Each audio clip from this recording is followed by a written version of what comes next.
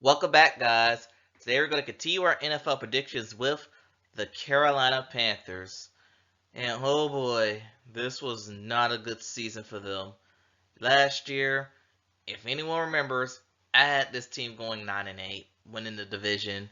Instead, everything in the world that went wrong went wrong. They went 2-15, worst record since NFL implemented a 17-game schedule. And in hindsight, it should have been a lot worse than that.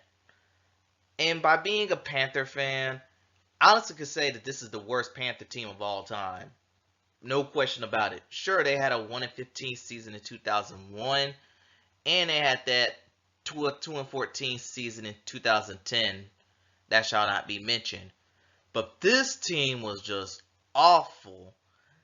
I honestly could say, they were a team that gotten worse as the season went on. Normally, when a young team like the Panthers are, they get better as the season goes on. This team actually gotten worse.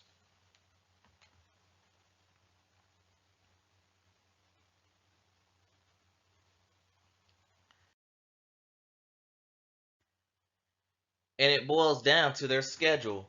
0-6 start, they were the last team to get a win during the season, and it somehow came against the Texans. Their only other win came against the Falcons. And both of those wins have something in common. And that's they had to rely on an Eddie Pinheiro game-winning field goal to get the win. And in the last two games of the season, were the first time in nearly 2 decades the Panthers got shut out. They did not score a single point in the final 2 games of the season.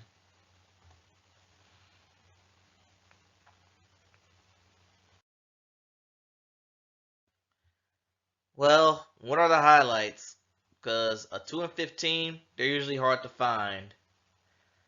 And I will say, obviously, beating the Texans and beating the Falcons are easy highlights to mention.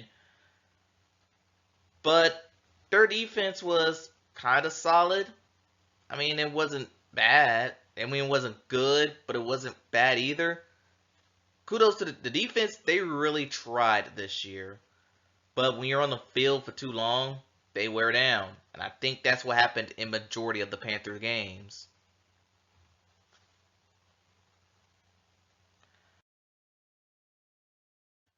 Now, what went wrong? Everything under the sun went wrong. Having a rookie quarterback who clearly wasn't ready to start, Andy Dalton. I still stand by saying Andy Dalton should have been a week 1 starter, and Bryce Young should have eased in. An offensive line that was the equivalent to a turnstile. Receivers who can't get open. Scott Fitterer, more Scott Fitterer. Dave Tepper's meddling. Yeah, and Frank Wright getting fired in the middle of the season. And I felt like I missed a whole lot in this section, but if I'd have gone on everything that went wrong with this team, you'll be here all day.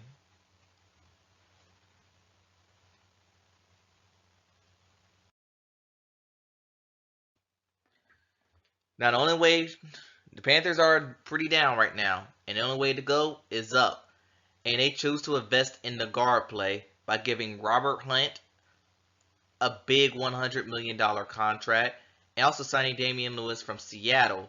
They added Josie Jewell from Denver. He used to play under current defensive coordinator Ejive Evero. They acquired Deontay Johnson almost for free.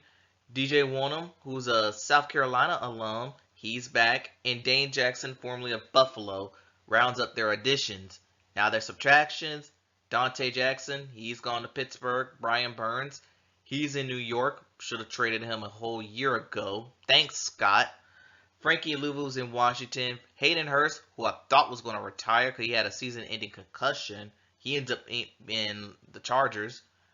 Yetur Gross Matos is gone. Chin is also in Washington. And Von Bell is back with Cincinnati.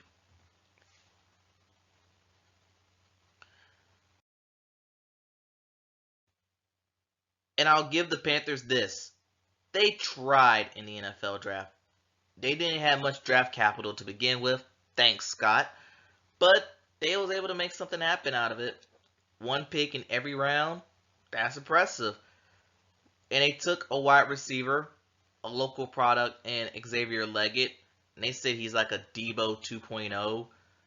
They also added Jonathan Brooks from Texas, and one of my favorite picks of this draft, Jatavian Sanders, also from Texas. I have a feeling that he's going to be a contributor down the road. I'll say that. Just saying. But the Panthers, again, only place they could go is up. Let's take a look at their schedule.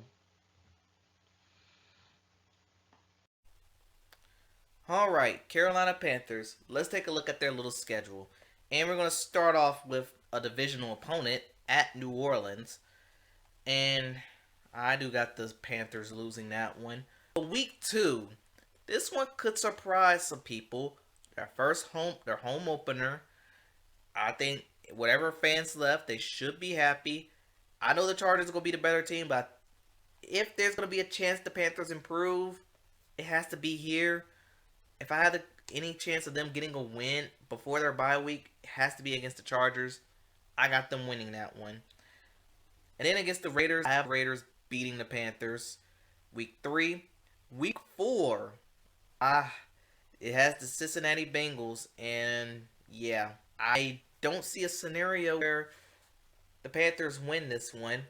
I think if T. Higgins is on the team by then, he should have a monster game.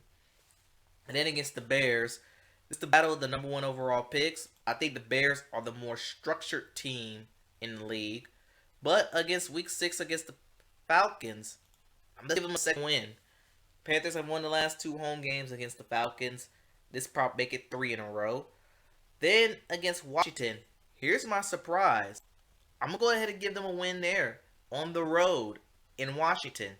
It'll give them a false sense of security saying, we're improving. There might be hope for us. But then I have them losing to the Broncos week 8. In week 9 against the New Orleans Saints, I do a revenge win over the Saints here. Then in week 10, they have a game against the New York Giants. And this game's going to be in Germany. I'm going to roll the New York Giants to win that one. I do think the Giants are going to be better than what people think. Week 12 against the Chiefs, I already had them losing that game. Already there. Tampa Bay Buccaneers. This one, Dave Canales is old. He had the Panthers to win.